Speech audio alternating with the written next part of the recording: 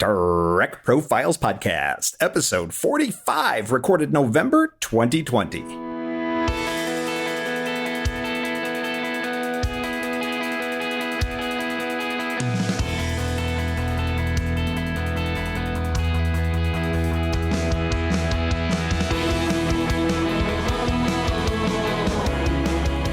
This is the Trek Profiles Podcast, where each episode we talk with a Star Trek fan. We hear their Trek story, and we try to figure out why we all love this show so much. I'm John, your intrepid host of this whole enterprise, and I welcome you to this, the Trek Profiles Podcast, episode 45. Spoiler warning, people. As we record this, Star Trek Discovery Season 3 has just begun, so all previous Trek content up to and including that point is fair game and may be discussed during this episode. You have been warned, humans. As always, my trusty sidekick and co-host is the regularly ruminating, rarely recalcitrant, but never rudimentary M5 Multitronic unit. M5 standing by. All functions within acceptable parameters. M5, let's do the updates, news, and weather. Announcements posted. The Trek Profiles Podcast is an independent show. If you'd like to support us, the best way to do that is to subscribe via your preferred podcasting platform. As is often the case, there are some lightly edited outtakes and bonus material at the end of this episode. They will come after the ending audio card. Enjoy them, or not, as you choose. Time for the lightning round feedback from episode 42 with David Majors. TOS, Sudden Death, Klingon D7, or Romulan Bird of Prey. Now, David had decided on the D7, and it decisively defeated the deflated Bird of Prey by 52 to 48% in the Twitter poll. Next question, which of these aliens are freakier, the clicky-clacky ones from Schisms or the explodey chest bugs from Conspiracy? The bugs mightily exploded forth in the poll by a margin of 75 to 25%, and David had selected them as well. Next was Who is Chasing You? Mirror Sulu or Garth, Lord Garth of Izar. David had selected Sulu, and he empirically evinced an expansive end result with an exceptional 90 to 10% margin. Way to go, Mirror Sulu. Who's the worst Badmiral? Admiral Marcus from Into Darkness or Admiral Cartwright from Star Trek VI? David chose Marcus, and in the Twitter poll, Marcus commanded a crushing conquest over Cartwright by a count of 75 to 25%. And finally, pick your ride, the Aqua Shuttle from Animated Series or the Shuttle with the Blast Shield from Lower Decks. David thought the Aqua Shuttle was the way to go, but in the Twitter poll, it was a 50-50 tie. So, shuttle selection shall surely stay speculative and unsettled at the present time. As always, after each episode drops, I post each episode's Kobayashi Maru questions as polls on Twitter. So if you want to have your say on the questions, go ahead and follow me there and vote away. Let's do a brief bit of listener feedback and questions. I got a note from listener Corey, who thanks me for the show. Well, that's very kind, Corey. Thank you. And he wanted to know where I get my guests from. And this, I got to say, is really an easy one. At first, when I first started doing the show, when it was in pre-production, it was mostly people I knew that I would ask to be on. And then really, I just started searching the internet for anybody that had an interesting take on the show or an interesting Star Trek story. And now I got people who are applying via the contact form, mostly at Trek Profiles, or people are DMing me through Twitter. So that's all still happening. I'm still searching the internet. For instance, that's how I found Salwa, who I interviewed a little while ago, who's a brand new fan. She's not part of the Star Trek fandom online. So that's how I found her. She posted on a message board somewhere. And I'm still looking to find interesting people that way. But I also have lots of people who are just contacting me and want to be on the show, which is great. All right, that's going to do it for the news and weather. Let's move on. M5, let's run the intelligence profile for this week's guest and roll it. Acknowledged.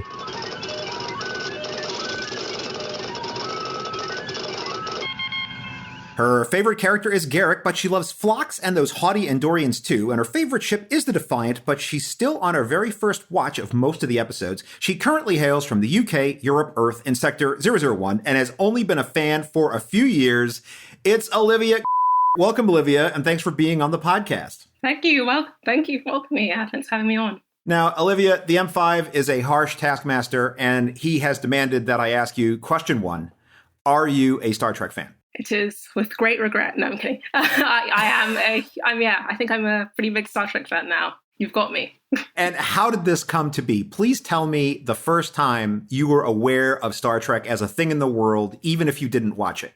Star Trek's kind of ubiquitous. It's not maybe as popular as Star Wars was to me, but I'd heard of Star Trek. I just never really thought about watching it. I didn't even understand the format. I didn't understand there was that many series over that many years. I ended up just finding it on Netflix one day, which was how that started. And this was only a couple of years ago. Yeah. So it was like this, I guess the summer of like 2018. So under 3 years. It was the original series. I was like, I'm going to watch this like weird show. It's going to be like ironically, like, what is this weird 60s space show?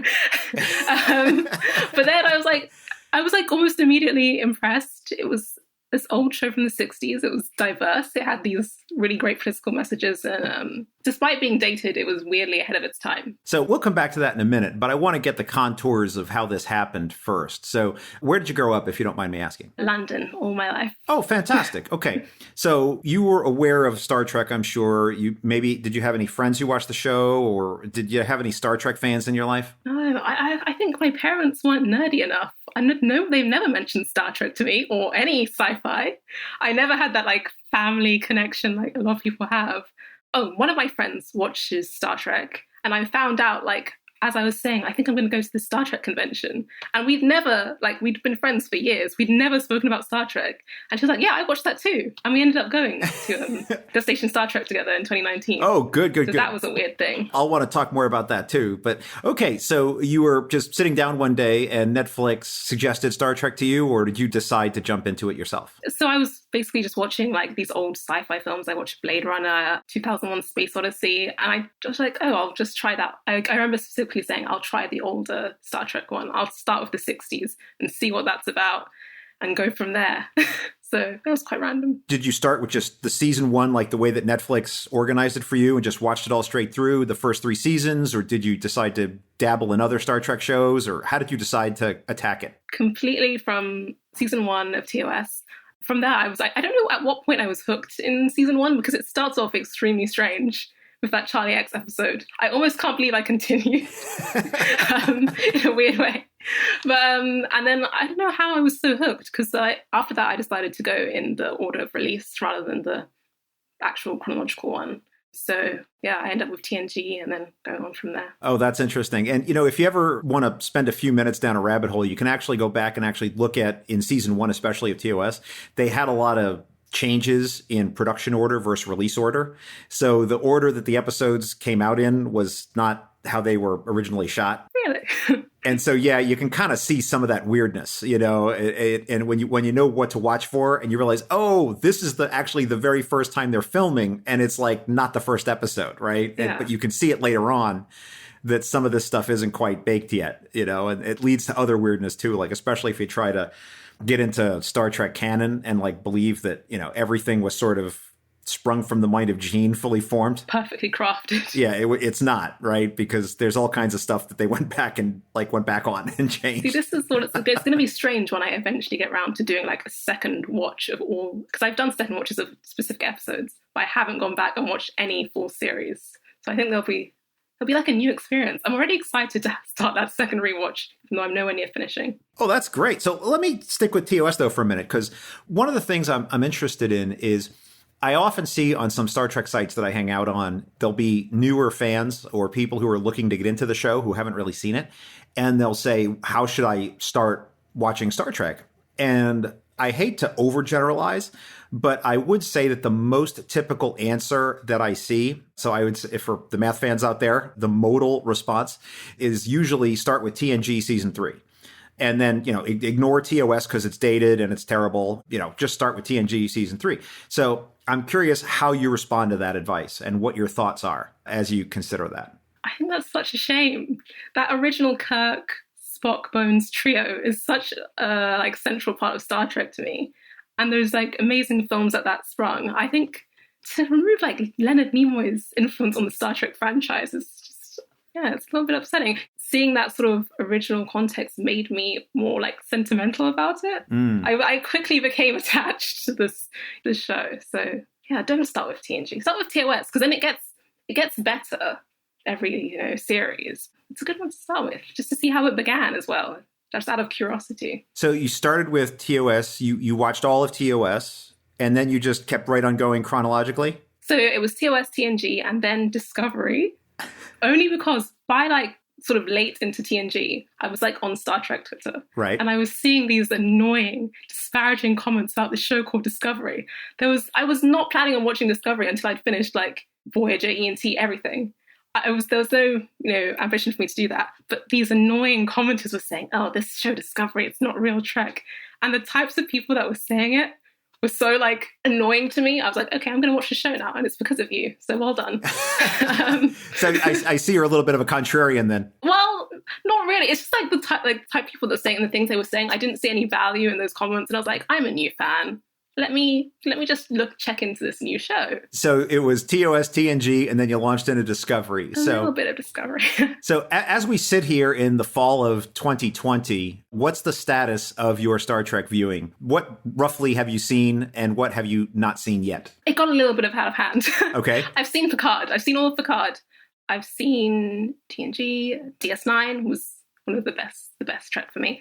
Right now I'm on Voyager and Enterprise. I'm on season 3 of Voyager and season 2 of Enterprise, and I'm doing those together because I love them both. I just do one at a time, but I can't with them. So once you have seen those, you'll have seen mostly everything, I would imagine, except for maybe Lower Decks, which I don't think is available in the UK yet. Yeah, sure. I haven't seen it at all. I may have found a way to watch it, is what I'll say. Fair enough. So let's spend a minute then on examining this. So if you were to compare and contrast sort of the 3 ages of Star Trek, sort of the TOS classic era, the 90s Berman era, and the modern Kurtzman era, what do you see are like the major differences? As a new fan who's just coming into this, I would imagine that there's some striking differences and similarities too. Yeah, definitely. I guess the transition from the TOS and TNG era it seemed like a natural development.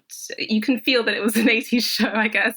I don't know what the differences are, because I feel like the key messages and the principles are the same. I don't accept that a newer Trek is like less optimistic or anything like that, because someone who's, going through these series, and it's been consecutively, it's been all recent for me, I'm seeing that same thread, that same connection to why I love the TOS, why I love TNG, and why I kept going. So that's how I view it. Oh, that's fair. So one of the things that you made reference to just now is your Twitter account. Now, you're a great follow on Twitter, and everyone should certainly follow you there if you're into Star Trek at all, or classical music, or legal interpretation. I guess any of those 3 things, they'll get plenty of it from your Twitter account. Diverse. Always served up, I think, with a little bit of sauciness, which I appreciate. So you started doing these live tweets of episodes. What induced you to start live tweeting along with your watching? Well, the simple answer is lockdown. The height of me live tweeting was towards the end of DS9. It was just getting really excited.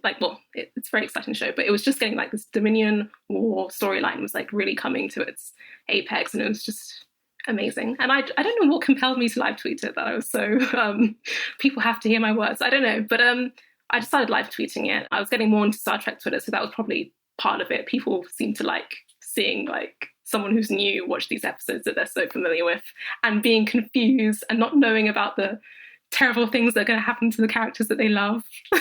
So yeah, I think I just thought it was interesting. People seem to be interested in that, and that's probably the point where I gained more Trek followers, and my account, I think I described it as descended into anarchy. Just basically, that's when the Star Trek account began.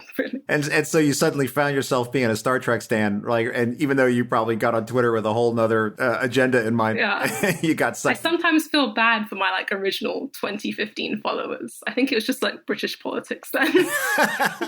So that's fun. We're pretty far out of British politics now. You've gone down the rabbit hole, my friend. Yeah. As someone who is getting into Star Trek, I have to ask, have you decided to get into any of the other elements of fandom, such as collecting? So are you buying any Star Trek stuff? I know you sent me a photo wearing a Star Trek shirt, and I'll put that up on the show notes page at TrekProfiles. But what else besides a Star Trek shirt do you have, if anything? I have a few. I have like the hoodies, stuff I got from like Destination Star Trek in 2019. I'm not into collectibles, but I saw the gold-plated Enterprise. It's like a massive gold-plated Enterprise from Eagle Moss, and it's like very insanely expensive, but it's beautiful. And one day I'll be mad enough to purchase that. That's what I'll say. It's beautiful. Oh, gosh. I'll have to take a look and see if I can find it, because that sounds awesome. I'm not a collector myself, but I do like looking at that stuff. So that's cool. Yeah. So basically it's stuff that you wear, right? It seems like is what you've collected. Yeah, because like I've actually had people in the street go, "Oh, live long and prosper," as I like wear like a Spock t-shirt to uni and things like that. So that was fun. Oh, that's excellent. Yeah, that happens a lot, actually. I mean, I was just at the gas station filling my car up, and there was this lady at the next gas pump, and she had on this huge T-shirt with a giant Starfleet Delta on it. I mean, it was like vast. It was like 80% the size of the shirt. I'd never seen one so big. But I was like, "Hey, live long and prosper!" You know, she was like, "Woo!" It's great. It's for those interactions. Yeah, it's like you're finding people in the tribe, right, that are all over the place, right? And we're all sort of undercover, right? You never know where one might be. and then you see one wearing the outfit, and off you go. So you made reference to going to Destination Star Trek. How did you decide to go to the convention? Your friend talked you into it, is that right? It's so strange how that happened, because I think I just mentioned like on our group chat, like, "Oh guys, I really want to go to the Star Trek convention. I don't know if I'll go alone. I'm not sure if I'm going to do it." And then this friend that I've known for most of my life, almost 10 years, was like, "Oh, I watch Enterprise. I would love to do that with you." And it's so weird that we didn't know that about each other, but Star Trek had never come up in the course of our entire friendship until that point. So yeah, she's a huge Enterprise fan, and we ended up going. We stayed for 2 nights. That's how that happened. So what was your experience like at the convention? What did you make of it? It was so fun, and it's so strange that I went so soon, because I started watching TOS, and I guess I was at TNG at that point. So yeah, it had been a year of watching Star Trek. I went to this convention. I met loads of people from Twitter. So it was like the British Trekkies that most people probably on Trek Twitter know. It's like they're very welcoming. Mm-hmm. So I ended up meeting up with a lot of people. And it was interesting to like have these experiences that I think sort of were a callback to like the original conventions, like back in the day, like watching Star Trek in a room with other people at a convention. I think someone told me that that's what they used to do, because they didn't have any obviously on-demand services. That's right. Things like that. So that was a nice experience, just watching Star Trek with strangers, as well as meeting. I met the newer Spock, Ethan Peck. Mm-hmm. That's fun to, meet the cast and just see them around, really, just walking around. Did you do any photo ops or autographs or anything like that? I did a photo op with Ethan Peck. I think that was it. I just went to sort of the talks and things like that. It was when obviously Picard was being like teased, and we had that trailer in the hall. So that was fun to be there for like the dawn of a new Star Trek as well. I think that's fun. That's a fun experience to have. If you want to send me a copy of the photo, I'd be happy to post it on the show notes page. My listeners love that stuff. Sure, I'll do that, yeah. Do you think you'll go to a convention again, putting the COVID issue aside? I can't wait to go to another convention again, actually. Especially now when I know more about Star Trek in general, and I feel like I have a greater appreciation for like these like nuances that I just didn't really maybe get at the beginning. And I'm also like so upset that at that point of going to DST, I hadn't seen DS9 yet, and like could have met Julian, or I don't know if Andrew Robertson was there, but I could have met Garrick. That would have been a big deal for you, huh? Yeah, I have this like regret of something I just obviously had no idea about at the time, but next time, soon. Hopefully. I got to say, I was in a similar boat to you in that there was some Star Trek I had not seen. So I was in the military when Voyager was originally airing. And so I had not seen a lot of those episodes. And so I was live tweeting them as I watched them. And I mean, I always made a project out of it, and I like would have screenshots ready, and, I was doing like a whole project out of it. And there was a couple episodes where I was like out of my mind, because I was like, I can't believe this thing happened. Are we never going to get a resolution of this? Oh my God, they didn't solve the thing, And like, there's one thing, and I'm not going to say what it is in Voyager, where they do actually revisit that like 3 seasons later. And nobody spoiled it for me. Like, no one said, "Oh yeah, that comes back in season 5 or whatever it is." And I was like, "Oh." And then someone, when I live tweeted that episode, someone was like, "Oh, I was trying." I think it was my friend Thad. He's like, "Oh, I wanted so much to tell you that, but I didn't." Oh no, I'm so curious now about what that is, because it's so episodic. Like, it's insane that the most crazy things will happen in an episode, and then it's fine 1 minute towards the end. And I would love to see something themes return to some, yeah. Yeah, and I think that that's a fair criticism of Voyager, I think, in a lot of ways, is that they deal with this insane trauma of things that happen in some of these episodes. I mean, for instance, oh goodness, I don't even want to spoil it. Have you seen the episode Deadlock? I might not know the names. So it's the one where they meet like a Voyager that's like in an alternate universe. No. And they're not bad. It's not like a mirror universe. There's a different Voyager. Oh, yeah. I have seen that. Right? Okay. And it's the one where like Harry Kim, our character dies. Dies, yeah. Yeah. Okay. And so like, this is not the real Harry Kim, but like, it's still traumatic. Like, that's like life-changing, right? Like, I would be like locked in my room for months and need therapy, right? But they're just like, wow, that's weird. All right, let's go play the clarinet, I think, and I get that they were doing they were trying to do this weird sort of middle thing where they wanted to be episodic, but then they still wanted to tell stories. And so they kind of short-circuited some of that stuff at the same time. Yeah. Because there are sort of longer stories in Voyager, but it's just very weird. Yeah. I do want to say one other thing, which is at the conventions here in the US that I've been to recently, one of the things I miss is exactly what you talked about, is when I was a kid, they used to have a theater that just showed Star Trek episodes. Like you could just go in and they would just have random episodes playing all day, all night, 24/7 during the convention. And you could just go, and you didn't know what they were going to be showing. There was no rules about what the order was. It could be a TNG episode from season 5 and then a TOS season 2 episode, and it was just all playing. And I used to just love going in there and watching it with the other people because there's nothing quite like it when you're in the tribe. It's very different when you're just streaming it on your device or watching it at home on a DVD. It's very different when you're with a group. And you're surrounded by people dressed as those characters. So that adds that benefit. Like, Gorn, do you see yourself on screen? You're there. How do you feel about that? Well, here in the US, Bobby Clark, who played the Gorn, is a fixture at a lot of these conventions, and so I think that I would just die if like Arena came on and I looked over and there's Bobby Clark watching it. I think I would fall over. Oh. So let's move on then, and let's actually talk about some episodes. Are you game? Sure. Yeah. All right. So I had the M5 do some gentle internet sleuthing, and we've also done some intelligence profiles, and I've got some episodes that I'm to ask you about. And I think I want to start, let's start with Enterprise. Let's start with the Andorian Incident, Season 1, Episode 7. This episode is notable for the introduction of Shran, and also showing us that the Vulcans are just not all that they appear to be. Yeah. So certainly a very interesting episode and a very sort of novel take on the Vulcans, certainly in Star Trek, taking them in an unexpected direction.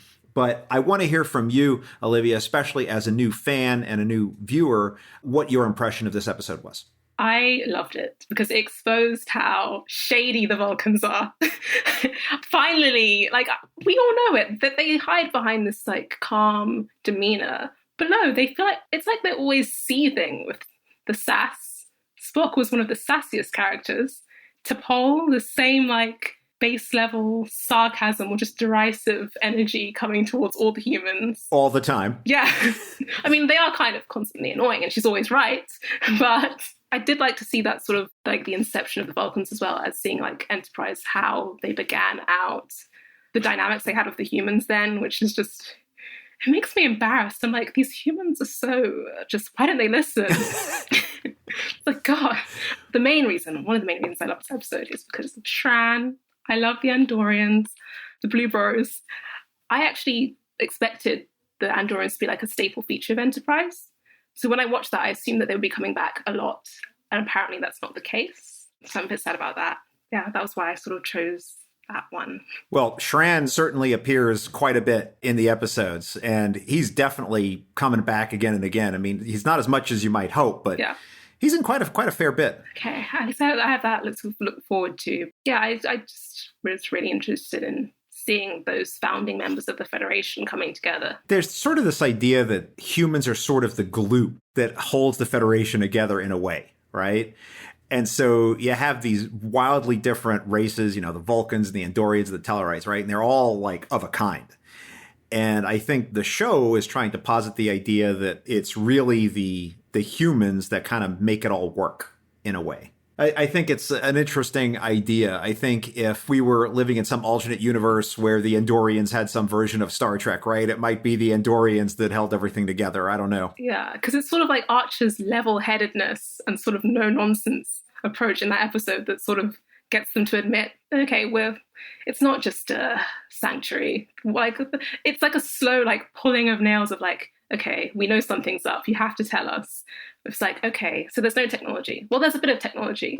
It's just a sanctuary. Well, there's catacombs, and it's all just strange things going on behind the scenes. But yeah, it does sort of present the humans as that leading light of, okay, we're going to expose this so we can sort this. Olivia, I got to ask you about an episode that you picked, which I got to say, this is one of the reasons I'm always excited to talk to new fans, is because they've not been sitting with the show and in the fandom for so long that they're not tainted by like the opinions of others as to what episodes to like or not like. And so when I saw this list, I was very excited. So one of the episodes that you've picked to talk about is Masks, TNG Season 7, Episode 17, Masaka is Waking. Please tell me, what about this episode you find so appealing? I'm a sincere fan of Masks. I think it's brilliant. I always joke around that Brent Spiner invented acting in that episode. I mean, it's like an ostentatious display of his range. I guess the plot is a bit quirky. It always has that Voyager feel that it's just resolved immediately at the end. I think I just love that sort of strange plotline. I think that goes back to why I also liked TOS. When it gets like slightly a bit absurd and it's got that weird vibe, I just think, oh, that's why I like Star Trek. Yeah, so I'm a sincere fan of Masks. And it's not my fault that Picard couldn't pull off that tinfoil mask. I think that's where the ridicule comes from. He couldn't pull it off. But yeah, it's brilliant. I think it's so fun. You know what? I completely agree with you. I think it's a glorious and perfectly fine episode of Star Trek. I think it had some great concept in it that I really like. The idea that there's these sort of character archetypes, and and these are character archetypes that you see all throughout human history. That you can go look at cultures from all around the world, and they have analogs to these particular kinds of characters that we see in Masks. And so I think it was very much a human story, and I loved everything about it. I'm always taken aback in a way, because among the fandom, I think generally, and again, I am going to take the risk of doing a generalization, it's not regarded as a particularly good episode. And I think, I could be wrong here, but I think that that's partly because of some of the things the actors have said about it. Oh no, I don't know what they've said about it. Well, I know that Brent in particular talked about how grueling it was because he had massive amounts of dialogue to do every day, and because he was in a lot of the episode. And so he was really pressured to, and he was getting the script like the night before. So he like was given, something at 8:00 at night to be ready for at 6 a.m, and he had to memorize, 8 pages or something. So it was just a very grueling shoot. And so his experience of filming it is very different, I think, than our experience of viewing it. Yeah. I mean, it's a testament to his talent that he was able to pull it off, because of everything that's weird about that episode, his performance is completely, it's great. I know, he's wonderful. Yeah. But he also talked about, and I think this is actually on the Memory Alpha site. If you're not familiar with Memory Alpha, you definitely should be, right? So you've heard of that site? Yeah. Okay. I'm always Googling things to figure out stuff. Yeah. And for Star Trek, it's like you can almost just start there. Just start at Memory Alpha, right? That'll be your best bet to just get going. But I think there it even talks about the fact that, like, while the production was happening, a lot of the other actors were giving each other grief on the set about the costumes and the masks. And, they sort of had this bizarre experience of creating the episode, combined with the grueling hours that I think affected how they thought about it. But as a piece of Star Trek, when I watch it, I love it. I think there's absolutely nothing wrong with it. And I usually defend it. I will defend it. If anyone wants to debate me, have at it on the Twitter. Yeah, I'm just going to reply if it's awesome, but yeah.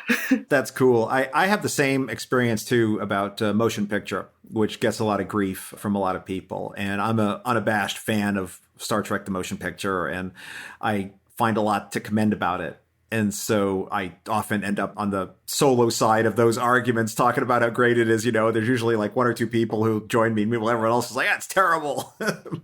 Such is the lot, right, of a Star Trek fan. Yeah. I mean, yeah, I guess in the same way, no one can deny that was like a visually spectacular film. For the TOS films, I'd have to rewatch them. Well, you made a reference early on that you were watching some of these older sci-fi films. And, people who've been listening to my show, they've heard me talk about this before, so I apologize. But one of the things that you want to compare is motion picture and 2001, because that's what they were going for. Yeah. And so when you watch 2001 and there's like a 15-minute light show with nothing but weird lights and a guy's eyeball at the end of the film, right? There's 15 minutes of that. You're like, what is this? Right? And then you think, well, here's 6 minutes of looking at a beautiful spaceship, right? That seems much more normal. Yeah. And even that spacewalk that Spock did, there was a shot of just him zooming in for, I don't know how long. I may have fast forwarded it. Yeah. But it was a lot of that calling back to. That's because I have on my shocked face. Yeah, there's a lot of going back to, that 2001. What is that style intended to convey? Well, I think that they just, in that period of filmmaking, they just had a much more deliberate style. It was just the style of the day. That you could make a thoughtful film, you could hold on a particular thing for a long period of time. One of the other films I often talk about when this conversation comes up is The Deer Hunter, which won a lot of awards and was very well viewed and very well reviewed at the time. And there's like 6 minutes of ethnic folk dancing at the front of the movie, right at the front. It starts at an ethnic wedding and you're just watching people doing folk dancing. That's it. That is all that happens. And it just holds on that, until the movie starts. And you're just like, to a modern viewer, you're like, if there's not an explosion or a humorous quip every 3 seconds, like, we change the channel. Yeah. It's our attention spans, I guess. Yeah. And so I think part of it is that at the time it has to do with the attention economy. I don't know. This is just me coming up with the stuff off the top of my head, and feel free to weigh in on it. But I feel like right now there's so much stuff out there demanding our attention that if you're making an entertainment, you have to grab hold of people and sort of crazy glue their eyeballs to what you're making. Whereas back then in the late 60s, if you're making a movie, you're going to make the movie the way you want to make it. And you don't feel necessarily as compelled to make something sort of with streaming in mind or with 8,700 TV channels. Because if they're going to go to your movie, they've paid the ticket, they're going to sit there, they're going to watch it in the movie theater, and it's going to play out the way that you intended it to be. And so I think they just had a very different mindset when they were making the film, Did it win any awards or anything like that? Because I know sci-fi has this thing of not really winning any, there's no recognition. I don't know if that's the same, because the TV series don't seem to get any Emmy recognition or anything like that. Well, you got to be careful, because I would make a distinction between the technical awards and sort of the main awards. Yeah, they get the technical. Yeah, they get the technical awards for things like effects, costumes, makeup, and I believe, I could be wrong, I could check this on Memory Alpha in a minute, but I do believe it got some recognition for its technical achievements. Yeah, but it's interesting that it's always the technical and never the performance. Oh, I know we're not into DS9 yet, but Avery Brooks deserved an Emmy. It's all I'll say. Oh, he was amazing. Yeah. So we have family movie night in our family. Friday nights, there's the wife, the kid, and me, the three of us. Each Friday night, we order food, and whoever's night it is. So we rotate between the three of us. We get to pick what we want, and then the rest of us have to just make do. And then they pick a movie for the family to watch. And we have rules about this, right? Which is that you're not allowed no electronics. You have to sit and actually watch the movie. You can't be doing anything else. We watch the movie together as a family, even if we hate it, right? So you gotta, make a good choice. And so one of the movies I picked just a couple weeks ago was Star Trek II. And I don't often pick Star Trek because my wife and kid know I'm a huge fan. So I try not to be too crazy about it. But I did pick Star Trek II. And as we were watching it, one of the things that struck me is just how beautiful the models were, the physical models, and some of the things that they did in that movie. I mean, one of the shots that just constantly impressed me was sort of the weird lights as you see both the Enterprise and the Reliant entering the nebula. It's sort of, you see the lights from the ship sort of being really bright as it fades into the nebula. And it was just this beautiful shot that was all done with models. And it was slow in a way, like they just slowly let you watch this light effect as the ship was going in. And even though they could recreate that in a second on the computer today, I feel like they don't for some reason, because it's not part of the zeitgeist of how they do effects today. It's not a criticism of Star Trek. It's just when they're making shows, it's like they really want to show and push the budget to the limit and do crazy things with effects. And it's like, I just sometimes I think less is more in a lot of ways. No, I've definitely heard people echo that opinion about the original models. I don't know if that's about this, that goes back to the sentimentality over it, or if there's something missing that you don't get from these computer generated effects. I mean, I definitely understand it. I haven't really thought about it. I need to go back and watch these things with that sort of in mind. Think about. So, you know what might be an interesting comparison for you? I don't know if this is available on Netflix or not, so I'm not sure how you could watch this, Olivia. But on the Blu-rays for Star Trek, the original series, one of the things they have for all the episodes is they have the original 60s version compared to, because what you're watching on Netflix are actually updated effects. They went back and they changed a lot of stuff. Yeah, because I have seen only a YouTube clip of the Galileo 7 side by side. So that's actually what made me interested in that. I would like to see the original series. Well, because one of the things that's really interesting, and this is also true, by the way, of the original Star Wars films, is that, you know, when Lucas was making those, the original Star Wars film, or when Roddenberry was making the original Trek, is this was in an era before there was any thought of like home video. There wasn't a thought of streaming. Like, you didn't have the opportunity to pause and rewind. And so you could get by with effects that wouldn't stand up to scrutiny if you can pause it. So like in the original Star Wars, for instance, and this isn't like the extra features, there's actually parts where, you know, you've seen Star Wars, I'm sure. So you know that they're in their little X-Wing fighters and they have these canopies. There's parts in the original movie as it came out where you can see there's stuff outside the ship that passes inside the ship, like inside the canopy. But if you're watching it inside the theater, it happens so instantaneously fast, like you wouldn't notice it.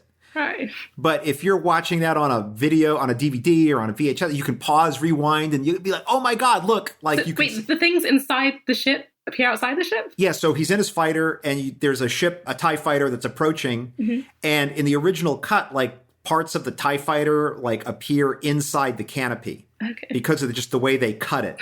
Because it didn't have to withstand the scrutiny in the movie theater. Yeah. Like it went by in like a quarter of a second. So you would not have noticed it. But once you put that cut on a DVD or on a VHS tape and you can replay it and pause it, you'll see it. And so when they recut those episodes, they're like, we're going to go back and fix some of these things. And the same thing is true, I think, in the original series, is that there were some things that, like, you know, the effects just weren't quite there because of production, or they were actually using plastic model kits of the Enterprise to make other starships. Like in the Ultimate Computer, those are actually plastic model kits that like a kid would buy and put together that were commercially available. But they went back and they were true to sort of the flavor of how the original show was. They didn't try to like make it crazy and make it very modern. They just tried to make it look like it could have been at the time. So it was a very sort of respectful re-edit, but it'd be interesting for you to like go back and see them side by side, because you can do that with the DVDs or I think the Blu-rays for TOS. It's really interesting. I wonder how that would like affect, because people want like the HD remasters of like DS9 and these other shows. I wonder how that would sort of be viewed as we look at it in HD, how that would change our perception of like even the alien makeup and things like that. That'd be interesting to see as well. Yeah, you can't just, like, the film quality, you know, the actual film, I think they did film DS9 on actual film. I could be wrong about that. But, you know, so the film itself is higher than an HD quality, right? So if they took that film and actually scanned it in and you watched it, I don't think it would look so good, because that makeup was not meant to be at that level of detail. I think that's what I've heard, yeah. Yeah, so, they would have to go in and actually do some work to sort of fix all that in post. And that's like laborious, painstaking work. So you're dashing our dreams. Yeah. Well, I don't mean to, but I'm just saying, you know, like I remembered in the Blu-rays for TOS where they actually did that. They actually had like computer artists going in because there was like a snag on a uniform that like you couldn't see in the original series. They had to go in and like digitally paint out like the little tear or snag that was in one. And you just think to myself, like, that is painstaking, laborious work. And I'm glad they did it, you know, right? Because it's wonderful to have those remade episodes, and it's wonderful. I appreciate the work they did, and there was real artistry involved in that. But my God, you know, talk about tedious, right? Yeah. It's horrible. So I think that's why the cost is so preposterously high for some of that. But hey, technology is getting better. Maybe there's ways of, you know, having some of that automated. I don't know. We'll find a way for HD Garrick one day. One day we'll get HD Garrick. Well, I'm a fan of that. But since you brought up Deep Space Nine, I think we should actually talk about a Deep Space Nine episode. Let's talk about Attention Bajoran Workers, Civil Defense, Deep Space Nine, Season 3, Episode 7, a marvelous episode of sort of our heroes versus the machines. We've got some great Gul Dukat stuff in there. So what's going on in this episode that really appealed to you, Olivia? So thinking back to my DS9 watching, that was like the first time I see, like, that's how I remember that dynamic that I'm so familiar with and love about the DS9 crew forming. Like, that's, you see Quark and Odo quarreling. You know, you have Kira, her classic defiant nature. Garrick's there, love him. You know, and he's there sort of exposing Dukat's just terribleness and ineptitude.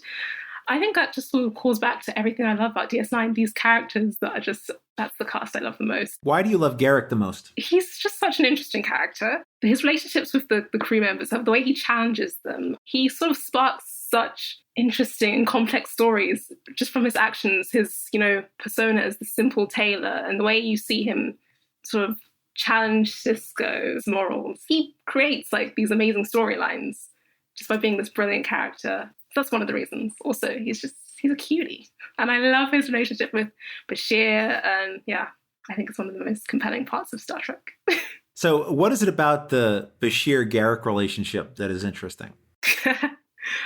I mean, so we know that there may have been, I don't know what the facts are behind this, but they did seem, in my mind, to have a romantic relationship. I think in Garrick's mind, certainly. I don't know about Bashir, but certainly in Garrick's mind. Yeah, that first time when they meet, Garrick at least is, he seems very interested in Bashir. But I don't know what the background of that was, because I've heard that maybe that was the relationship that was supposed to be on screen, but maybe it was too soon for some of the producers. Oh, it's probably too soon for some of the networks, I can imagine. There were episodes of Star Trek which did not air in certain markets. Yeah. For sure. I think, in fact, in the UK, I want to say, there were some episodes of Star Trek, and I think even a TNG episode, we might have to Google this, but I believe there's even a TNG episode that didn't air in the UK for a long time because of some political concerns or something like that. So yeah, it still goes on. Yeah. It sounds to me like Civil Defense is like the episode where everything sort of gelled for you in Deep Space Nine. Yeah. And also my Dukat hatred is very well recorded on Twitter. I mock him constantly. I think it's relaxed a bit, but it's still there. And by hatred, you mean love and admiration. Oh, no. Dukat is not. He's like the anti-Garrick. Let's put it like that. Actually, what's funny about that is there was a time when I asked everyone, does anyone know the first time I ever mentioned Dukat to like just make fun of him? And we did an advanced search and it was Civil Defense. And it was me saying, who is this long neck? I don't know if I'll swear on this. I said this long neck in the tweet. And that was my first recorded Dukat comment. And it's also like the first time you see his like descent into depravity. It's like emblematic of how it goes on in the series.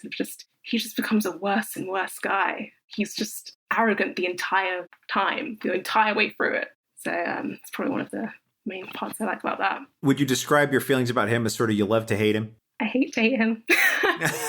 I simply cannot give him any credit. It's not within me. But obviously, a good character in the sense that it evokes those strong emotions. That's all I'll say. That's as much as you're getting from me as positive. I'm not trying to get anything out of you except for an interesting interview. That's my only goal here, Olivia. But it certainly sounds like you enjoy the fact that he is causing these emotions for you and that he's getting a reaction from you. Yeah, and the best part of that was that he goes in so arrogant. And then that moment when he can't beam off the station is just beautiful to me. Like, just whenever he gets like a slight comeuppance, it's just great. Which is kind of, there's a whole lot of that in season, like the end of season 7 is kind of the whole point. Yeah. So then let's talk about a really wild and crazy episode. Let's talk about The Thaw. Voyager season 2, episode 23. We've got the amazing Michael McKean doing a Star Trek as the Clown. And we have one of my personal favorite Voyager moments, which I just have to say, is when he comes out wearing that giant comm badge. Definitely one of my favorite moments. But I have to ask you, what about this episode makes it come to the top of the list for you, Olivia? I chose it because I feel like I should have been warned about it. I know you said meaningful. I chose this because I was like, this is worse than Threshold in terms of, people always talk about Threshold as like, there's this weird episode coming up, Olivia. It's really weird. It's going to be so absurd. The four was like that times 1,000. It's way worse than the fish, to me at least. And it's way crazier. It's like being in a childhood nightmare. I think that's how I describe it. As I rewatched it in preparation for this, one of the things that struck me, I think for the first time, is how if you just sort of watch it with the sound off and sort of forgot what you knew about it, it actually looks like a TOS episode. Yeah. Like with the bright colors, you know, the very bright sort of primary colors. Definitely. And like the weird costume, you know, looks very TOS to me in a lot of ways. It's visually striking. It's just very, very strange. Yeah, it definitely has that TOS vibe. It's almost like the Squire of Gothos, I think you could say. It's that completely just mad alien encounter, which is a lot of Star Trek. But, you know, there is this sort of hint of insanity or madness, as you say, in a lot of, I think, sort of original Trek. And I think somewhat in the 90s Trek too, that like every now and then they just have this turn into the absurd. And I think that's been part of Star Trek's appeal. And they're doing a little bit of that, I think, in the newer Trek, too, the more modern Trek. It's just that given the fact that they're only making 10 episodes, they have less time for playing around, you know, or at least it looks like in season 3, they're changing that a little bit. I don't know. But especially in season 1 and season 2 of Discovery, like they really had to get into the story and just sort of go at this breakneck speed, right? It was a runaway train. Yeah. So they had less time for some of the more experimental, I guess I would say, episodes. Yeah, I definitely agree with that. And I think people might get a bit upset, but Discovery is there's more serious episodes. It doesn't have that, like the TOS absurdity that I love and like made me continue watching up until this point. There is slightly less of that, just craziness. So one of the things that I really enjoyed about the episode is that it had sort of this interesting concept about, well, I guess the way I would describe it is sort of in a thumbnail sort of way is like this idea that you're in the Matrix, right? And these people are stuck in the Matrix.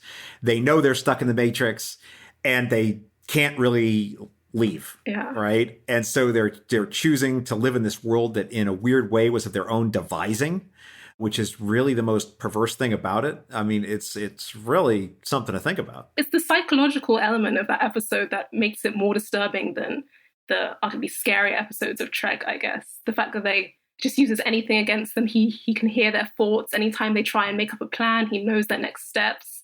You do feel like almost, I don't know if claustrophobic is the right word, but you feel just trapped. And as if you're experiencing it with them. And just even the time when he's like tries to scalp poor Harry. Yeah. The imagery of just these beloved characters being put through this weird process. Yeah, I think that's one of the reasons I chose the episode. You indicated that you felt like people should have warned you about this upcoming episode. I think you're going to have to say more about that. Only in a comedic sense of people, because people are now interested in my journey watching Star Trek as I live tweet it. So people always were like, Threshold's coming, Olivia. It's gonna be weird. It's gonna be weirder. I'm like, I think the 4 was much stranger. Really? Than Threshold. Threshold only got really bad. Well, okay, the process of him becoming that sort of creature was really absurd, but as I always remind people, the Emmy award-winning episode Threshold. Oh my goodness. Wait, which Emmy did it win? For makeup. The makeup, okay, that's okay, fair enough.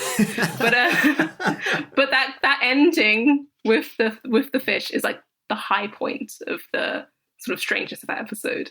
The 4 is just sustained horror, suspense, absurdity throughout. That's the worst experience overall. Not that I actually dislike either of those episodes. I think they're great episodes, but they're still terrible. So are you putting out a warning right here and now, Olivia, that if we see you approaching an episode that's definitely a little bit screwball, we have to alert you? You don't have to do that. Well, it's probably funnier if I just know nothing and then I start live tweeting it and then I'm like, how dare you guys do this to me? but I've been warning people. Susie from Twitter, people might know her. I did say, you're coming up to the 4 and I'm warning you. It's weird. I think I sent her some puppy pictures as she was live tweeting it. Some comfort during the pain. So you were watching out for your friend and trying to keep her sane, right? Because she's watching this nutty episode. I love it. Olivia, you told me that you only started watching Star Trek about 3 years ago. And you seem to have really embraced the fandom in a big way As you said, you started tweeting about British politics, and that's really what you got into Twitter for. And now it's turned into this whole other thing about, generally I would describe, and I say this with kindness, saucy Star Trek tweeting, engaging with fans and your other followers and mutuals in a very delightfully snarky way, I guess I would describe it as. You're watching all these episodes, you're going to Star Trek conventions now. Why has Star Trek made such an impact on you? I think Star Trek has the perfect amalgamation of funny, absurd, serious, and then deeply heartfelt and compelling stories. So as much as I joke about these crazy episodes and these characters that I have just complete obsessions with, I've used Star Trek in my degree. I've written about the drumhead in essays that I've submitted in my law. It has almost, everything I need in a sense that I can have fun with it. And I can also, it teaches me things. I think it's that it can be educational at the same time as being fun. I think that's part of it, probably. What has Star Trek taught you? The main part of Star Trek is this hope for the future. I think the optimism is quite inspiring, that we will one day overcome all the troubles in this world. It's not something that I've really consciously thought about, but it's such a high pinnacle to think about. And the fact that this show does it in a way that's so appealing, and it doesn't seem preachy, or it's got a good balance of teaching us about this optimistic future, telling us about what we can do without being negative, I guess. Well, I've enjoyed our conversation, Olivia, but I have to tell you that the M5 is signaling me that it is now time for the Kobayashi Maru. Okay. The Kobayashi Maru test is a challenging and difficult test, cunningly prepared by the M5. Should you not only survive the test, but pass it as well, the M5 will award you an honorary Star Trek title on behalf of our little podcast here. Are you ready, Olivia? Yep, let's do it. M5, load the Kobayashi Maru simulation and prepare to record Olivia's responses. M5 working. Question 1. Phaser, communicator, or tricorder? Phaser. Question 2. Would you rather have your own personal transporter or your own personal holodeck? Transporter. Question 3. Choose your security officer, Commander Nan or Commander Tuvok? Tuvok. Question 4. You're on Deep Space Nine and you need a job. You've only got 2 offers from these 2 fine shops on the promenade. Spacely Sprockets or Yoyodyne Propulsion. Which one do you pick? The propulsion one. And question 5. Which blind date would be worse? Mirror Georgiou on a blind date with Tilly or Jadzia Dax on a blind date with Takuvma? Georgiou and Tilly. Very good. Simulation complete. M5, please compute the results and tell us if our guest has passed the Kobayashi Maru. Analyzing results.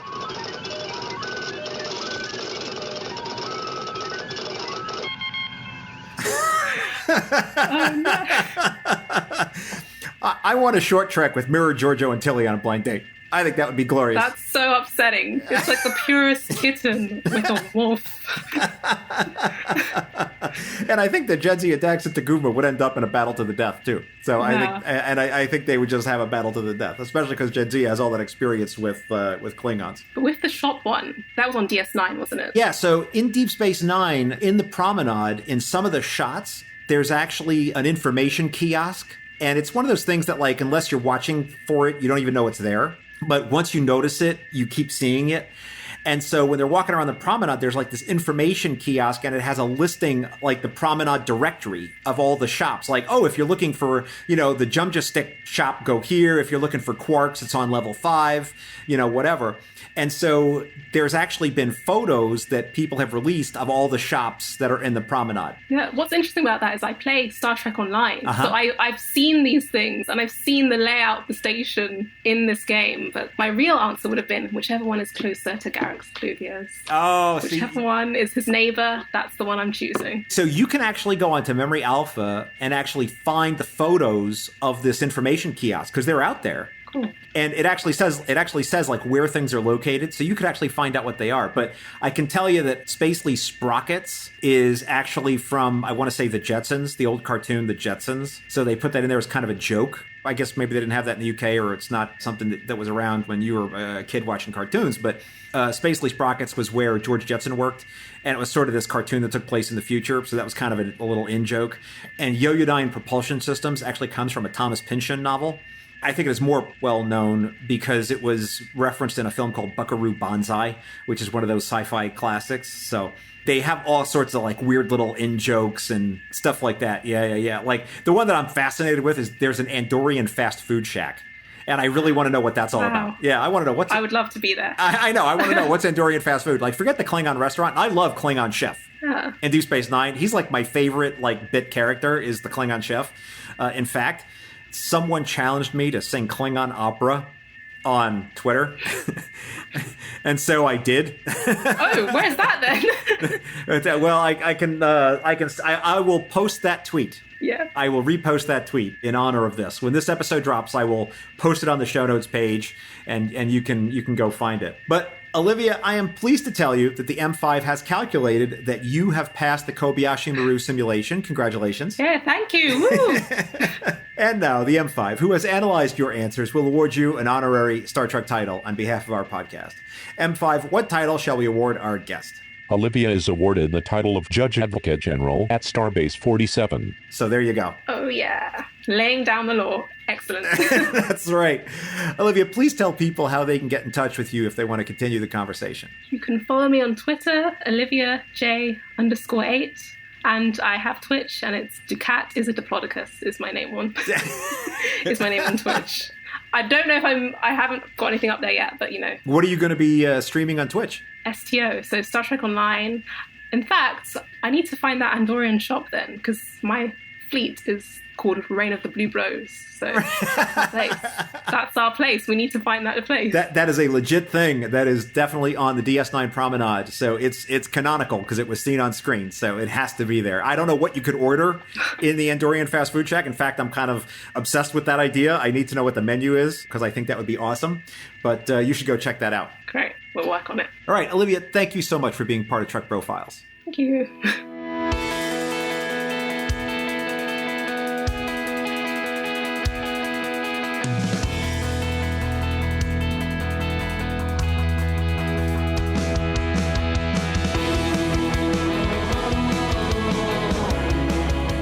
Here ends this installment of the Trek Profiles podcast. And before we offer a Trek quote to close this episode, I'd like to remind you that you may send us your odes to the glory of the Kobayashi Maru, your flames of furious feedback, or audio recordings of yourself singing Beyond Antares in the shower to feedback@trekprofiles.com or on Facebook or Twitter at Trek Profiles.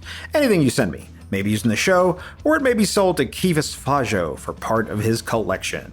This week, I leave you with a quote from Ehat, who in the episode Masks said, quote, "Do you understand pain? Death? That is all you need to know of Masaka. It is what she is." Close quote. Thanks for listening, and live long and prosper.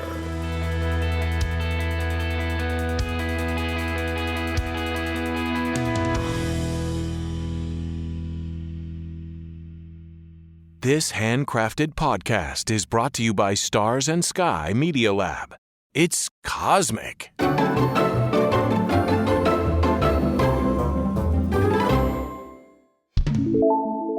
So I believe from your Twitter that you've been on a podcast before, yeah?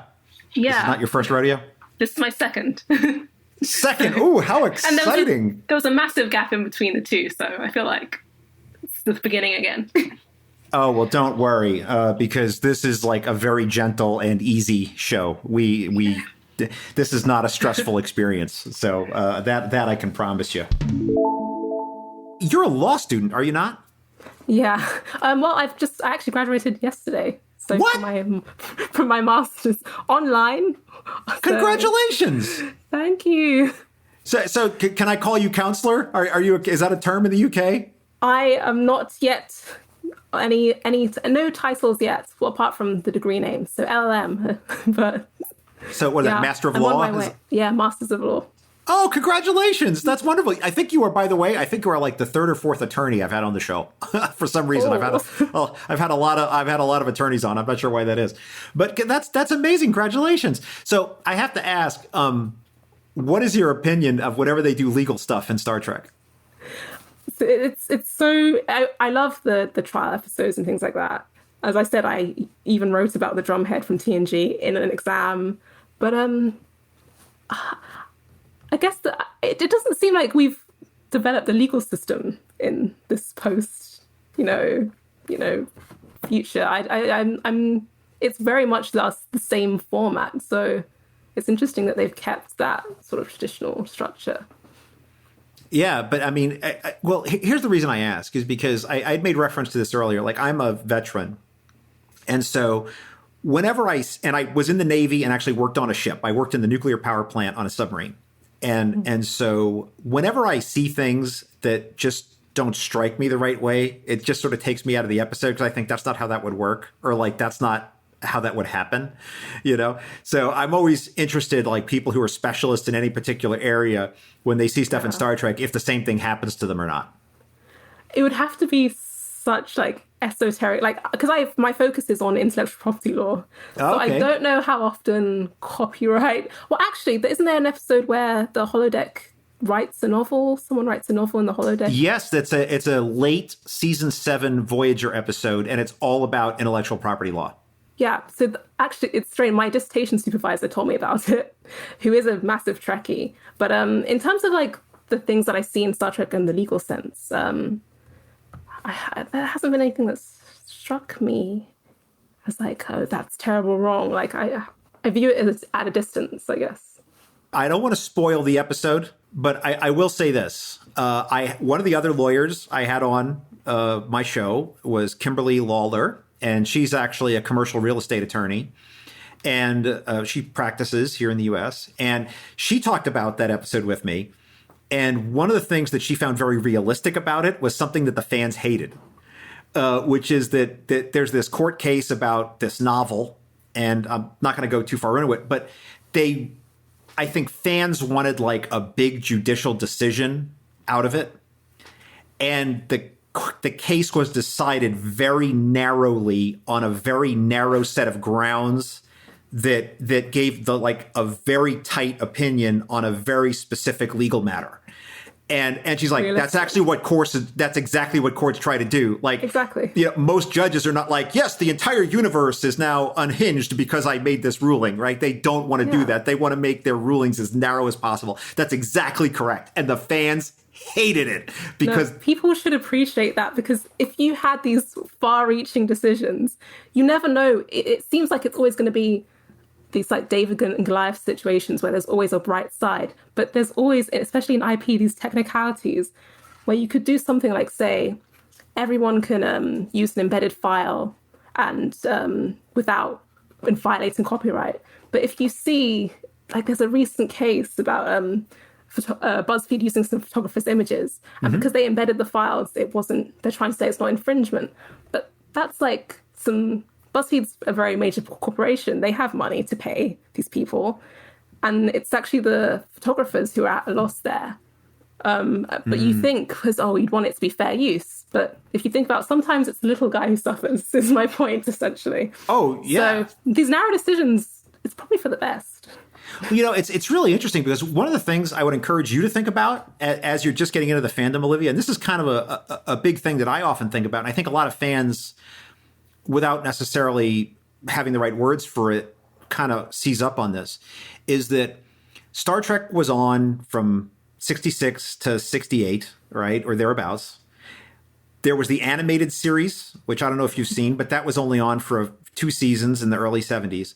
And then from the early 70s all the way through 1979, there was no Star Trek, right? There was almost a 10-year period where there was nothing. It was the dark times.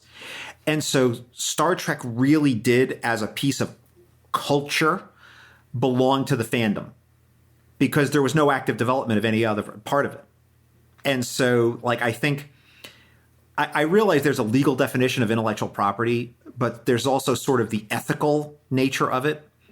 And I think that the fans actually kept it alive and brought it they did Star Trek because there was no Star Trek being done. And so you had these fanzine communities, you had these fan clubs, you had these fan-run conventions, and sort of Star Trek lived in the populace separate from its rights holder. And so now that Star Trek is being, as we sit here in 2020, sort of being actively developed again, I think that there's this weird dynamism, or no, dynamism is the wrong word. There's this dynamic tension, I think, between fans who sort of remember that time that sort of had a holdover even, and, you know, that Star Trek sort of belonged to us out here in the world, versus like the rights holder. And so there's this, I think, and this is just me off the top of my head on it, that's really where I think a lot of this, you know, that's not Star Trek talk comes from, is this idea that like who actually owns it. I don't mean legally, but I think sort of morally. Yeah. So that's something I've seen on social media and noticed in fandom. Someone saying they need to give up that they're disrespecting the IP, or these arguments that are completely out of the frame of law. I guess they're just completely emotional arguments that just don't make sense from a legal perspective. From a legal perspective, but yeah, I've definitely noticed that. Yeah. It's interesting because you know it's Star Trek would not be where it is today for the rights holder, right? If there were not those fans that kept it alive, in my opinion, right? If people had not embraced that original show and, you know, done all this work and just kept it as a thing, it never would have been a right property for the rights holder to pick back up and say there's something here, right? You know, and so I mean, I don't have a particular answer as to what the right thing to do is, or, you know, I'm not making a recommendation, but I think it's interesting to recognize that that's how Star Trek really got kept alive, was by fans who were just taking it and embracing it and doing stuff with it out in the public spaces. And so when I look at intellectual property law, one of the things I'm always concerned about is sort of the idea that people are going to claim culture. Right. You know, and it's like, that's a very difficult thing to say, I have rights to this culture, right? Like I have legal rights to this, and, you know, I can do things with it. It's like, once something sort of escapes the bottle, I don't know how you put it back in, right? And so I think like CBS has tried to walk the line a little bit. Like, have you seen their rules for fan films? No. So, I haven't seen them as well. Oh, well, we're going to open a can of worms here, my friend. Okay. If you want to go down a rabbit hole of like angst and like the worst kind of cat fighting and dead catting, there's this guy named Alec Peters, and I'm going to try to go through this as neutrally as I can, but this is some juicy stuff. So he actually tried to make a fan film called Axanar. Oh, I've heard of this one. Sorry. Yeah. Okay, so you do know about but this. I don't know the full story, so continue. Sorry. So he tried to get a fan film made called Axanar, and he put together, I want to say like a trailer for it with some actual serious Hollywood actors. He had serious talent, like that he paid for, and he had people giving money to him, so he was fundraising to get this project off the ground. And the people that were running Star Trek were generally sort of, the unspoken rule was, as long as you're not trying to make money off what you're doing, it's okay. Mm-hmm. Like, we're not going to come after you as long as you're not selling something with Star Trek on it, you know, like for commercial purposes. But if you're like trying to do a fan film and are raising money to produce just to get the thing done, you know, and then just putting it out, generally you were okay, right? They weren't going to try to come after you as long as you weren't trying to profit off of it. Well, he did a few things which were not in accord with that. It looked like he was actually building the sets and then was renting them out, and there was sort of a commercial angle. And so there was like Star Trek legally went after him, and there was a court case about it. And so then they came out with, here are the official rules, which there are, and you can look them up, for how, if you want to make a fan film, you know, what you're allowed to do. Yeah. You know, like Star Trek basically said, here's the rules of the game, and if you stay within these rules, you're okay. We're not going to come after you. That's I didn't know that there was a set document that resulted from that, of saying these are our CBS rules. Oh yeah. But in terms of fair use, you can be within fair use and make something for commercial purposes. That's there's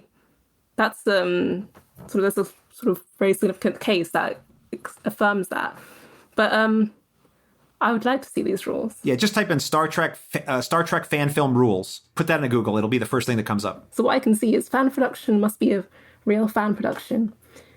creators must be amateurs. Cannot be compensated. I don't understand this, that the rules that it says you cannot be compensated for your servitudes and cannot have been previously employed. Okay, that probably isn't an employment contract. But in terms of saying that you can't make money from something, there's a case called Campbell and Acuff Rose where it says you can make money from it, can be fair use even if you're benefiting commercially. So I'm not sure to what extent they're trying to divert. They're just saying, if suppose you make money off of it, and the idea is you're going to have to face CBS, like they're going to come after you anyway, right? So they're just saying these are our terms on a take it or leave it basis, right? And if you violate them, they're going to come after you, and you can fight it, right? Can't be compensated for their services in the film doesn't seem like it's within their authority. Right. Well, and because there have been some Star Trek actors who have been involved in some of these fan film productions. Just so you know, it's like George Takei was in one. I think William Koenig was in some. And they really were in these. Right. Well, I have to look into that one. So this is all because of that Alex Peters Axonar case. That's it falls under the category of this is why we can't have nice things. That's why we have this. Star Trek case I did discuss in an exam was the Anis Abdin case. I don't know if that's too contentious. Oh yeah. I wrote that in an exam on about originality and copyright, and I live tweeted the appeal. That's probably on my Twitter a few months back. But I do like when Star Trek and all come together. But and so, what was your conclusion on the case? What was your personal opinion on the? No. I'm being so sincere. Like both legal perspective and personal perspective. He was trying to copyright scientific facts, and there's no court in any country that would have allowed that. It's the classic thing that you learn in the beginning of your degree, the idea, expression, dichotomy. You can't copyright an idea. You can't copyright historical facts. You can't copyright science because it has to be in the public domain. It's the basis of like a healthy copyright system that you can't take something that is knowledge. You can't own knowledge, essentially. So that's the core of his loss. But you can't own culture. You shouldn't be able to. There's another case. There's another case that I don't even want to talk about the case that it's about, but it's essentially about a fan fiction author trying to own the genre that she works in. I honestly don't want to talk about that case. It's so strange. But I feel like we have to talk about it now. What is this? If you want to look it up, it's regarding the Omegaverse. I don't have to explain what that is. Are you going to make me type this in? It's basically, oh no, you can say it. Speculative erotic fiction? But wolf. It's concerning wolves. Basically, there's an author in this Omegaverse. Yeah, I see your face changing. Who's just, This is some bizarre stuff. And this is why copyright law is so strange, because you'll come across just any sort of topic. But yeah, in terms of trying to own culture or own fan fiction, it's something that comes up all the time. And it's even in this situation with the Omegaverse case, is how I'll call it, you have someone who they feel like they're doing the right thing. I'm sure in that Abdin case, they thought they were doing the right thing. They thought they were wronged. But you have this author who's trying to claim the entire genre she works in. With copyright, there's on IP, there's always that ethical aspect, the feelings aspect that goes with it. But That's bizarre. I have to say, this is all new to me. I had no idea that this is a thing. Yeah, copyright law. It's interesting what you. Goodness gracious. But Oh no! Oh God! I don't even want to know about that. I clicked on one of the things, and it's describing all the terms that are used. And just know that lawyers. A funny part of this case was the lawyer prefaced his opening argument by saying, "I'm not familiar with this genre of fiction, but I've been told." And it's just the fact that he felt he had to say that is just why it's such a interesting case for copyright academics to be analysing right now, which is happening widely. That's all stuff that's out of the public, but I can tell you, Olivia, at my last company, not the work that I do now, but at my last company, I was deeply involved. I worked as part of a human resources department because I do organizational development and training. So I don't do HR necessarily, but I work in a subset of that. I was part of the HR team. And the stuff that came across our desk was crazy. And I mean crazy. And so one day I was I got an email from one of the corporate partners that we had at headquarters and said, look, we're coming out with this new training program for supervisors. And it's going to be based on these case studies, right? And so here are the case studies. You should read them and get ready to deliver this content, right? I was, okay, great. So I opened up and I read some of these case studies, and they asked me for my feedback before they published the program. And I said, well, I think some of these case studies are a little bit unrealistic for what our supervisors actually deal with. And they're like, oh, well, John, you have now volunteered to write new case studies, And I was like, okay.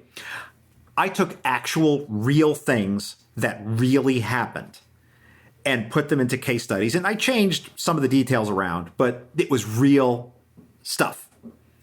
And I sent them back, and headquarters looked at it and said no one would believe any of this. They would just new supervisors would not believe that these things would actually occur. And I was like, every one of these things actually occurred in the building where I work. This is what it's like to study IP law, and just anything you can think of has happened. I think just a few days ago I tweeted, did you see the story about the train that sort of collapsed onto this whale statue? I think Yes, I did see that. Yeah. I commented, I was like, what if a photographer took a picture of the images as they did, and another sculptor came along and sculpted that exact representation. So obviously they can't leave the train there, it's a danger. But another sculptor taking the image, tried to create a sculpture with that train and that whale and recreate it from the image that they saw.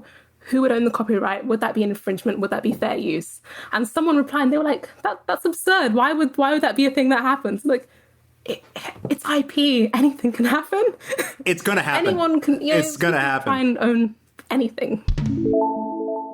Did you see on Twitter? I want to say about 3 months ago. That's just a rough guesstimate off the top of my head. The reaction video of those two young men watching those old music videos. Yeah, was it? And I forgot the song. They were watching Phil Collins, I think, was the one that went really viral, right? And it was just a great video, and I really enjoyed watching it. But one of the things I was thinking about was they're watching a YouTube video picture in picture in the video that they're in, right? And I kept thinking, I wonder, does Phil Collins get a cut of that?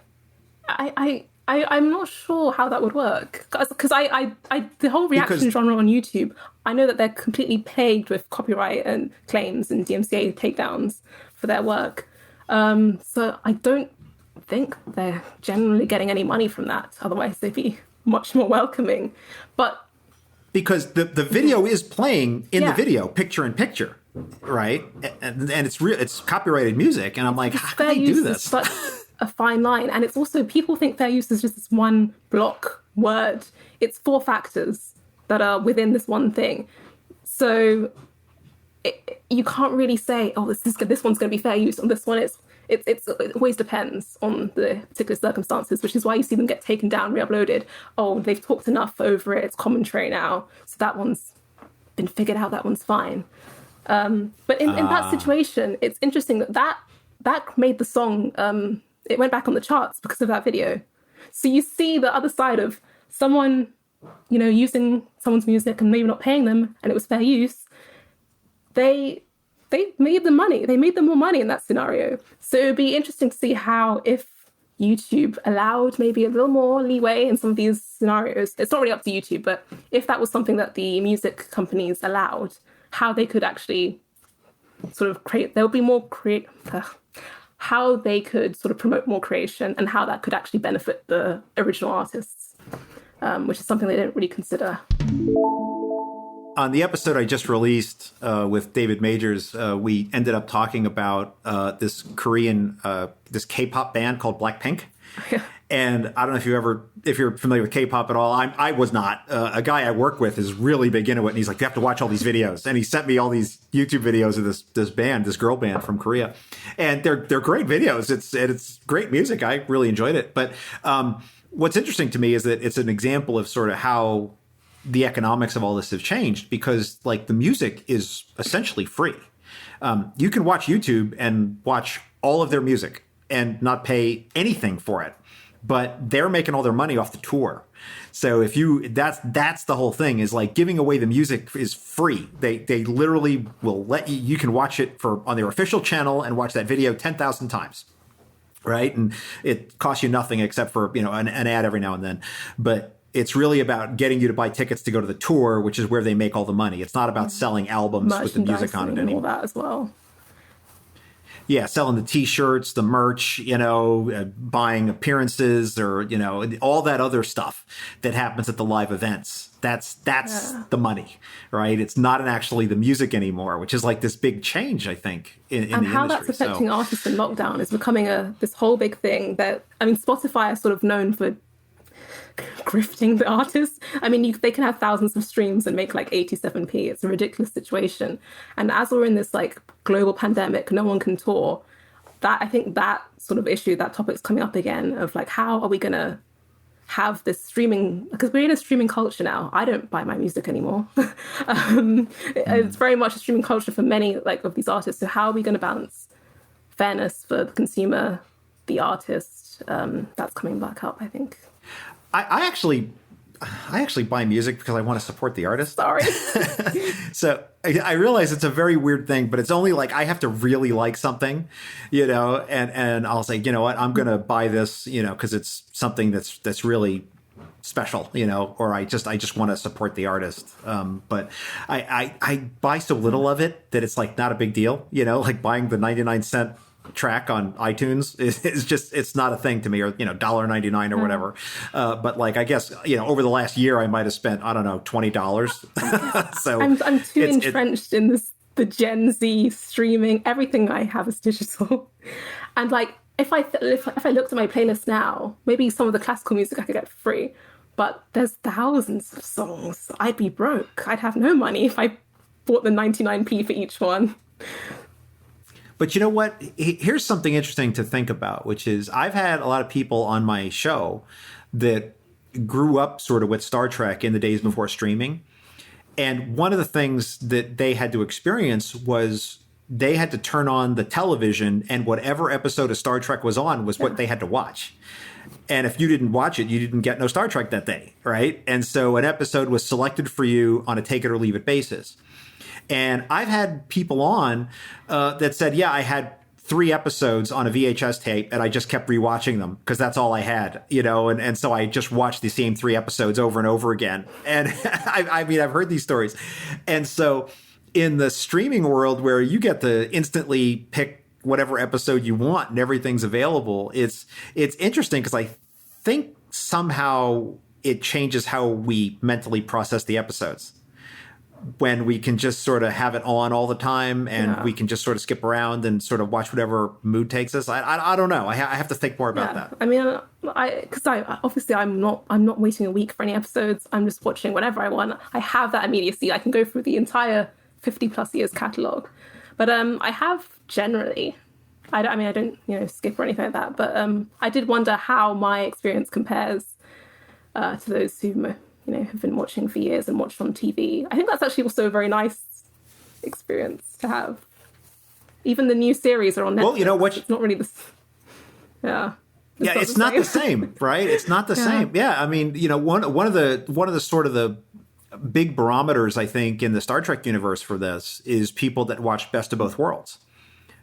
Because, right, when we saw it in the United States, I don't know how the airing was in the UK, but in the US, that season finale was the end of the season, and it was in May or June. And then we all had to wait 3-4 months to see what happened. And there was no because if you go back and look at the writers will tell you they didn't know how they were going to resolve it when they wrote the thing. So they just wrote it and it went on the air, and we're just all watching it like, and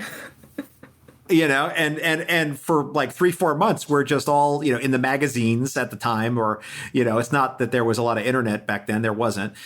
So we were just all like, what do you think is going to happen? I don't know. Yeah. You'd be at your local fan club and just obsessively talking about it because there was there was nothing else, you know? You just had to sit and wait. The only shows I could relate to that experience are the BBC Sherlock and Game of Thrones. Other than that, I've never had that suspense. The Sherlock one is ridiculous. It's like 2 years in between series, but Game of Thrones is probably the most relatable, waiting for that resolution. Had you read the books? Read the books, no. Well, I mean, because that to me was the thing. It was really funny for me because I was actually working for a cable company at the time, which is, you know, a lot of people, that's how they get their video here, especially back then. And the premium channels always come into the cable companies to talk to our sales reps. And so the HBO people were in our building saying, hey, we've got this show coming out called Game of Thrones. It's going to be amazing. Like, you should tell people to buy HBO to get this show because it's fantastic, right? And I had no knowledge of what it was. And I just saw the posters all around our office building. And we were going on a vacation, my wife and I knew vaguely that it was based on a book. So I was like, oh, I think I'll buy the book. Like, I can read that on vacation. Right. So I went out and I bought it on Kindle for, 99 cents or $1.99 or whatever it was. And I read the first book. And this is before it was on the air. This is, it was just being advertised. It hadn't actually launched yet. On vacation, I finished the first 2 books and got most of the way through the third one because I kept reading it on Kindle. And I just could not put it down. And I ended up reading all of them straight through. So I had read everything that was available before it even went on the air. What motivates me to read the books is I need a redo of that final season. I don't want to. Oh, well, that's not in the books yet. I just need, So, well, even better because it was a disaster. But I know that there's so much missing from the stories. Oh yeah, which always happens. But, I mean, yeah. Well, in this particular case, what's really interesting, Olivia, is George R.R. Martin, the guy who wrote it. He had been working in TV for a long time, and he was getting his scripts. They would be like, yeah, this is a great script, but it's like too expensive to produce, or like we got to cut down this episode because there's too much, you wrote too much stuff in here we can't do. And so he's like, the hell with all this. I'm going to go write a bunch of novels and I'm just going to write whatever I want to write. And forget, I don't need to make it producible because I'm just trying to write these novels, And so he wrote that preposterous story. There's 3,000 named characters in the series. That's so and I don't mean like named characters like a barmaid, or the farmer. I'm talking about characters with actual names. And so it's this sprawling, preposterous story with all these ins and outs. And I mean, you can really go down a rabbit hole with it, which it's a great series. But I mean, it is, if you really dive into it, you can dive way into it. Oh. But an interesting thing, though, to go into on YouTube that's really fun is there's a series of reaction videos where people who've read the books and knew what was going to happen would be like, okay, Olivia, hey, you're going to watch that episode tonight? Hey, I'm just going to set up this camera right here, and I just want you to watch the episode. I would not talk to that person. I'd be like, no, I know what you're trying to set me up for. No. Well, there's ones, you should go out and check these out. There's ones for the Red Wedding.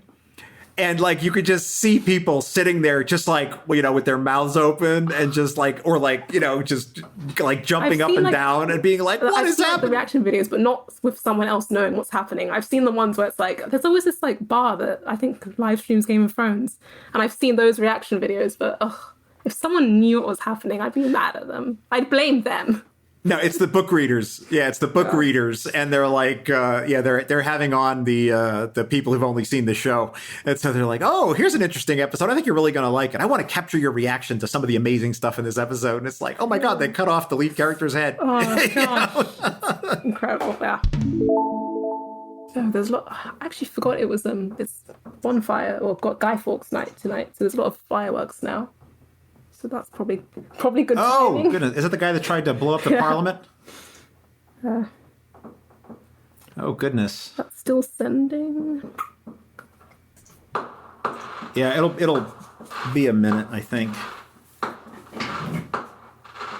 I can hear the fireworks. Oh, my goodness. What time is it now? It's just turned 6. Hold on a second. I can't even see them. What a waste.